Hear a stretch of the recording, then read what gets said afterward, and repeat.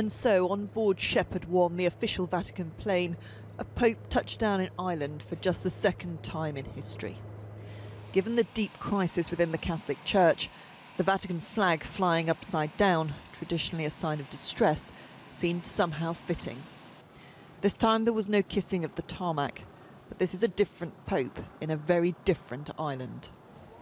Tradition came in the words of welcome. Céad míle fáilte, 100,000 welcomes. That they were delivered by a gay Taoiseach is a measure of how far this country has moved in recent years.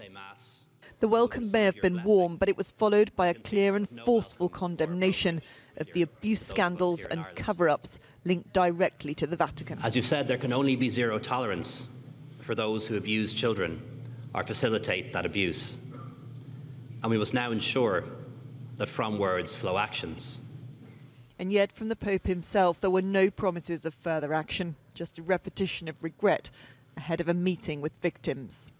Il fallimento delle autorità ecclesiastiche. The failure of the ecclesiastical authorities to address these repellent crimes have rightly given rise to outrage and remains a source of pain and shame for the Catholic community, he said. I myself share those sentiments. His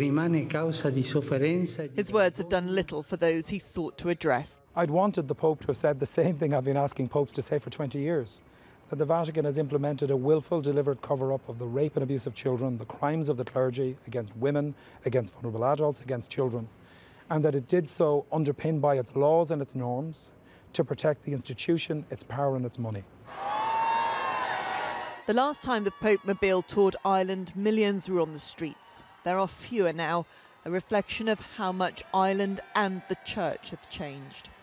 For many here, the presence of the Pope is a delight and a joy. But for others, there are serious questions about this visit. The Church is no longer dominant as it once was. And this is the Pope's attempt to try and ensure it remains relevant. That is quite a challenge, a situation that would have been unthinkable during the last papal visit.